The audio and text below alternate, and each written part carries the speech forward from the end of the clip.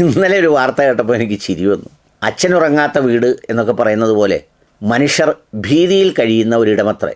മനുഷ്യൻ സാധാരണ ഭീതിയിൽ കഴിയണമെങ്കിൽ ഒട്ടും സുരക്ഷിതമല്ലാത്ത വീടുകളിലോ സ്ഥലങ്ങളിലോ സംരക്ഷണമില്ലാത്ത ഇടങ്ങളിലോ അല്ലെങ്കിൽ മറ്റേതെങ്കിലും തരത്തിലുള്ള സംഗതികളിലോ ഒക്കെ ആവുമ്പോഴാണ് മനുഷ്യന് സമാധാനക്കേടുണ്ടാകുന്നതും ഈ പറയുന്നത് പോലെ ഉറക്കം നഷ്ടപ്പെടുന്നതും ഒക്കെ.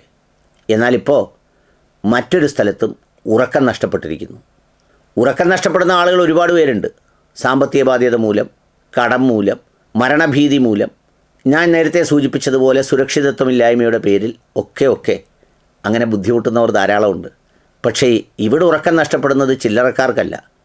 1 സെൻറ്റിന് 1.5 കോടി രൂപ വിലയുള്ള 100 കോടി 150 കോടിയുടെ വലിയ കൂറ്റൻ സൗധങ്ങൾ നിർമ്മിച്ചിട്ടുള്ള, ചുറ്റുപാടുകളിലും ബ്ലാക്ക് കമാൻഡോസ് അടക്കമുള്ള എല്ലാ സംരക്ഷണവുമുള്ള, പോലീസും സംവിധാനവുമൊക്കെ എപ്പോഴും ശ്രദ്ധിക്കുന്ന കുറച്ച് പാവപ്പെട്ട മനുഷ്യരുടെ സ്ഥലമാണ് ഉറക്കം നഷ്ടപ്പെട്ടിരിക്കുന്നത്. അത് വേറെങ്ങുമല്ല, നമ്മുടെ മുംബൈയിലെ ബാന്ദ്ര. അതായത് സിനിമാ ലോകത്തെ ഷാരൂഖ് ഖാനും അതുപോലെ തന്നെ രൺബീർ കപൂറും പിന്നെ ഒരുപാട് പേർ, എനിക്കെല്ലാവരുടെയും പേരൊന്നും അറിഞ്ഞുകൂടാ, ഒരുപാട് കപൂറുമാർ താമസിക്കുന്ന ഒരു സ്ഥലമാണ് ഈ ബാന്ദ്ര എന്ന് പറയുന്നത്. അവിടെയുള്ള ആളുകൾക്ക് ഉറക്കം നഷ്ടപ്പെടാൻ കാരണം എന്താണെന്ന് ചോദിച്ചാൽ, ഒരു ചീള് ബംഗ്ലാദേശിൽ നിന്ന് വന്ന ഒരുത്തൻ പുകക്കുഴലിക്കൂടെങ്ങാണ്ട് മേളിച്ചെന്നാണ് നമ്മുടെ സെയ്ഫ് അലി ഖാനെ കുത്തിയത്. ഇത്രയും സംവിധാനങ്ങളുണ്ടായിട്ടും അവന് കുത്തിയെന്ന് മാത്രമല്ല, തലനാരിഴയ്ക്കാണ് മരണത്തിൽ നിന്ന് രക്ഷപ്പെട്ടത്. നമ്മൾ സാധാരണ സിനിമാ നടന്മാരോ അത്തരം ആളുകളോ ഒക്കെ അല്ലെങ്കിൽ സമ്പന്നരോ ഒക്കെ ആണെങ്കിൽ നമ്മൾ വിചാരിക്കുന്നത് എൻ്റെ ഉമ്മോ വേദന എടുക്കുന്നതെന്നൊക്കെ നമ്മൾ വിളിക്കുന്ന പോലെ വിളിക്കത്തില്ലെന്ന്. പക്ഷേ അങ്ങനെ വിളിക്കുമെന്നാണ് ആ ഓട്ടോക്കാരൻ പറഞ്ഞത്. ഈ കാറും വണ്ടിയൊക്കെ കിടന്നിട്ട് അവിടുത്തെ ഒരു സാധാരണക്കാരനായ ജാർഖണ്ഡിൽ നിന്ന് വന്ന് അത്താഴപ്പട്ടിണിക്കാരനായ ഒരു ഓട്ടോക്കാരൻ്റെ വണ്ടിയിലാണ് സാക്ഷാൽ സെയ്ഫ് അലി ഖാൻ ആശുപത്രിയിലേക്ക് പോകുന്നത്.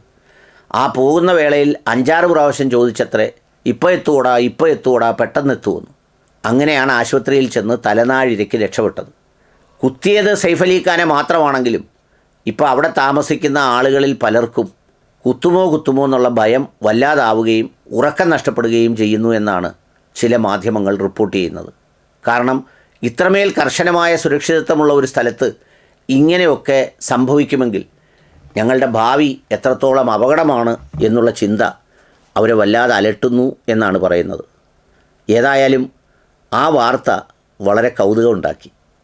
മനുഷ്യർ കടന്നു പോകുന്ന ഇടങ്ങളിൽ ചില സംഭവങ്ങൾ നമുക്ക് കേവലം വാർത്തകളാണെങ്കിലും അതുണ്ടാക്കുന്ന ചില സാമൂഹിക ആത്മീയ തത്വചിന്താപരമായ ചിന്തകളും അതിൻ്റെ പരിണിതിയും അതും ഓർത്താൽ തമാശയാണെങ്കിലും ഗൗരവമുള്ളത് തന്നെയാണ്.